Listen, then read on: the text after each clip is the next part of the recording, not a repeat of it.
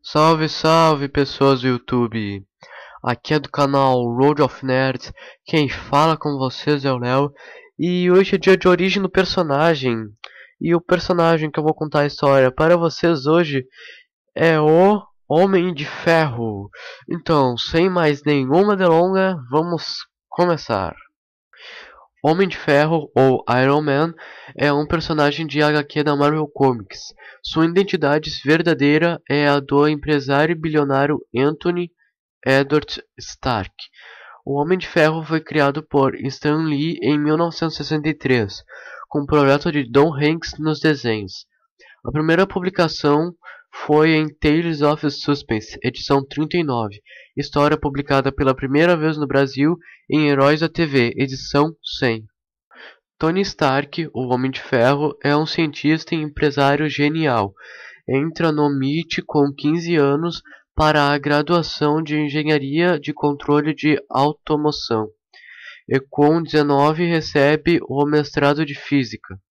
Nunca faltou dinheiro para seus projetos, pois herdou a fortuna e os empreendimentos de seu pai aos 21 anos, enquanto este faleceu em um acidente. Dada a sua juventude, criou para si um estilo playboy bilionário. Essas características foram inspiradas no milionário americano da vida real, Howard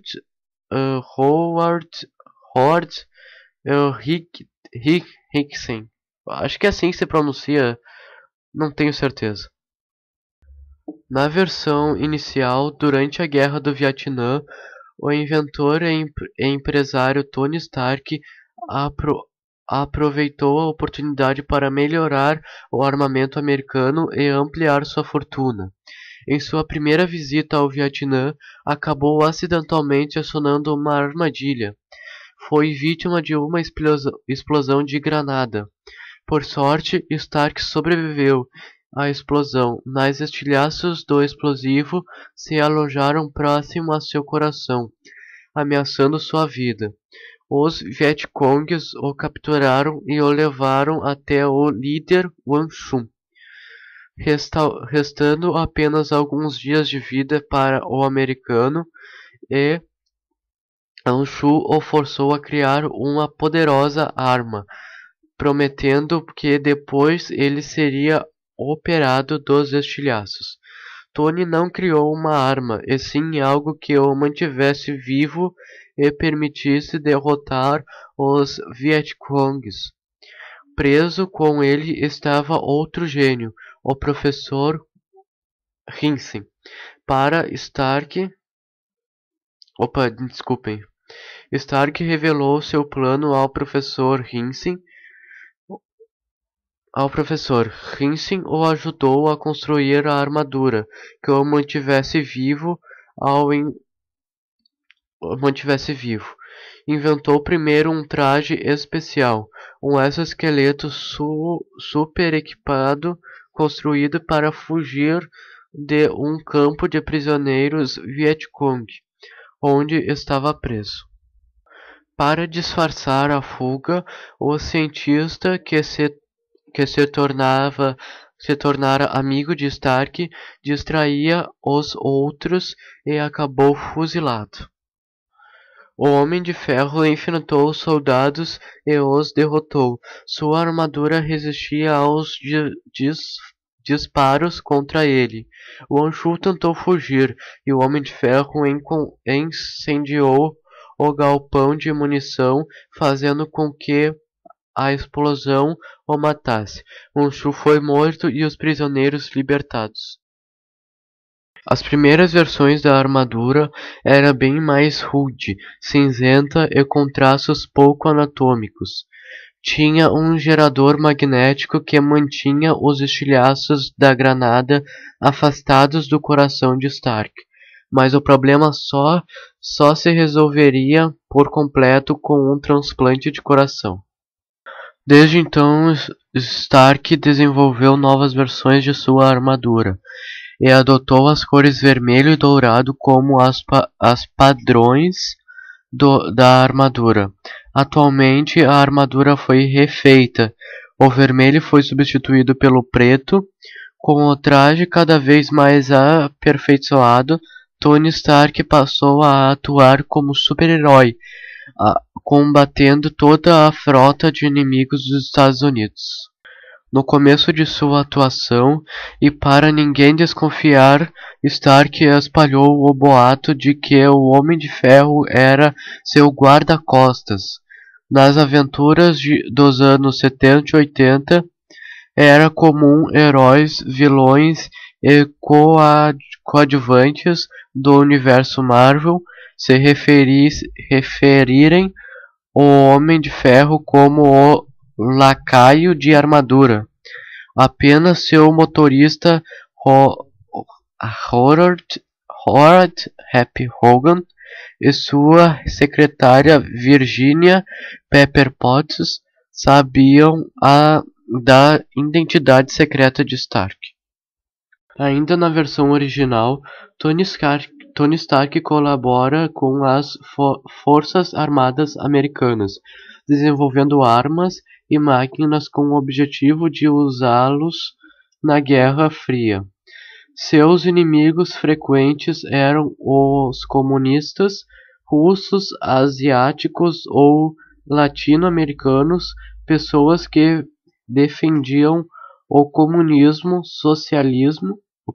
ou socialismo, enfrentaram o Homem de Ferro, rivais tecnológicos como o Dínamo Escarlate, o primeiro Homem de Titânio, ou espiões especiais como Viúva Negra e Espião Mestre. Duramente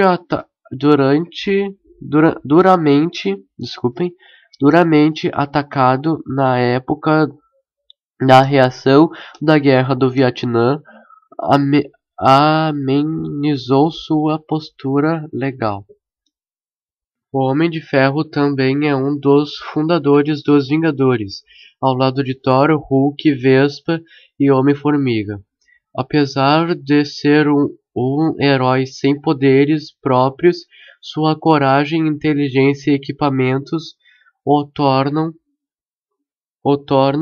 um dos mais poderosos dos Vingadores. O próprio Anthony Stark também tem um papel muito importante nos Vingadores, pois é ele que financia parte dos recursos da equipe e fornece a tecnologia que precisam, como por exemplo os jatos e naves. Inclusive era muito amigo do Capitão América, que entrou depois no grupo. As armaduras usadas na gruta, prisão de segurança máxima para supervilões, também são criações de Stark. Entre os inimigos do Vingador destacam-se o Mandarim, Doutor Destino, Dínamo Escarlate, o Dragão Milenar Fin Fang Foom, porra, que nome esquisito, IMA, que pra quem não sabe é Ideias Mecânicas Avançadas, e a Hydra. Nas histórias mais recentes, Stark foi levado à falência por um rival chamado de Obadiah Stane, criador da armadura do Monge de Ferro, que o levou a um colapso emocional e problemas com o alcoolismo. Ele teve de abandonar a identidade de Homem de Ferro, transferindo-a para um de seus empregados, o ex-militar James Rhodes. Stark recuperou-se financeiramente, criando uma nova companhia, a Circuitos Maximus, mas enquanto a reerguia, Rhodes continuou no controle do traje. Com o tempo, Rhodes foi se tornando cada vez mais agressivo, beirando a loucura. O motivo disso era o traje estar calibrado para funcionar em conjunto com a mente de Tony Stark. Depois de salvar Rhodes e derrotar Stane, Tony decidiu se dedicar a destruir todos os trajes de combate baseados no seu, por serem perigosos demais. Essa perseguição aos vilões cibernéticos teve uma conclusão trágica, quando Stark, ao lado de Viúva Negra e de um novo Dínamo Escarlate, o militar russo Valentin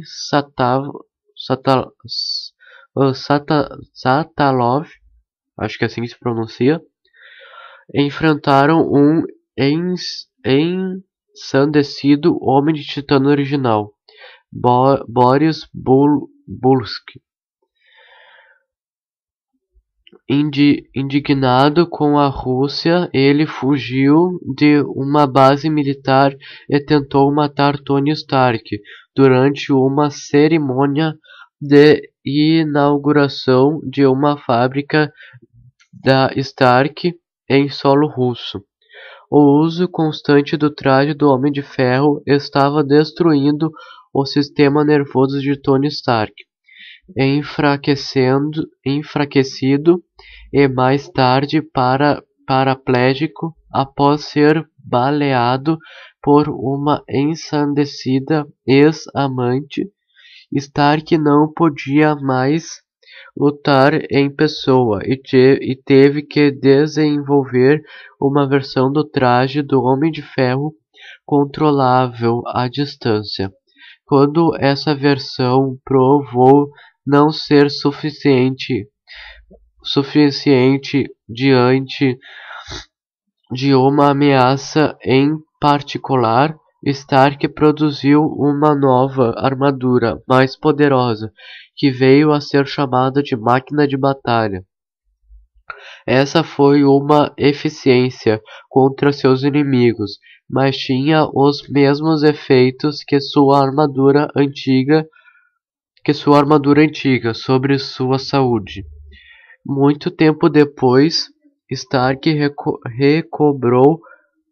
recobrou os movimentos das pernas após literalmente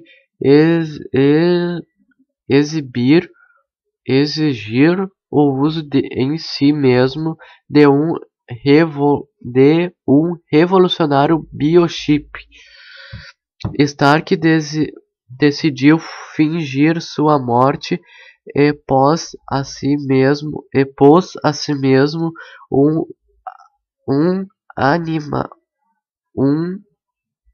animação. Só um pouquinho, pessoal. Mesmo em animação suspensa enquanto se recuperava. Rhodes, que não foi avisado sobre esse plano, assumiu o comando das empresas Stark e da máquina de batalha. Quando Stark reapareceu curado, Rhodes ficou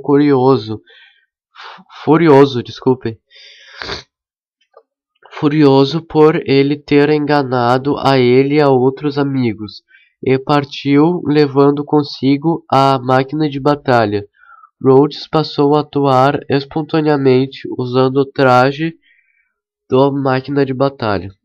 Tony Stark não possui nenhum poder, além de seu grande intelecto, mas seu traje possui vários apetrechos tecnológicos. A armadura é um testemunho da genialidade de seu criador. Ela é feita em malha de metal, sendo enrijecida por um campo magnético. Geralmente ela é guardada dentro de uma pasta executiva de Stark, num compartimento secreto. Possui diversos equipamentos, computador de navegação, diversos tipos de sonares, sistema de iluminação, emissores de pulsos eletromagnéticos, sonar disruptor sônico, compartimento de reserva de oxigênio, entre muitos outros apetrechos. A maioria dessas habilidades não estava presente no traje original do Homem de Ferro, datado de 1963. Após após a injeção do vírus Extremis, Tony Stark ganhou vários novos poderes, força e velocidade sobre-humana, e com uns dos upgrades que ele mesmo fez nele. Nossa, que ele mesmo fez nele. Agora ele pode se conectar em qualquer rede, incluindo satélites, celulares e etc. Ou seja, ele enxerga com a mesma precisão de um satélite. Bom, pessoal, então foi isso. Essa foi a história do Homem de Ferro. Espero que vocês tenham gostado. Me desculpem a minha leitura, mas também é o meu primeiro vídeo. Tô muito nervoso ainda, né? Bom, então foi isso. Espero que tenham gostado. Não se esqueçam de avaliar. Comentem aí o que gostaram e o que não gostaram, pra gente sempre melhorar. Se gostou mais ainda, adicione aos favoritos. E para não perder nenhum vídeo, se inscreve no canal. Grande abraço e adeus. Fui!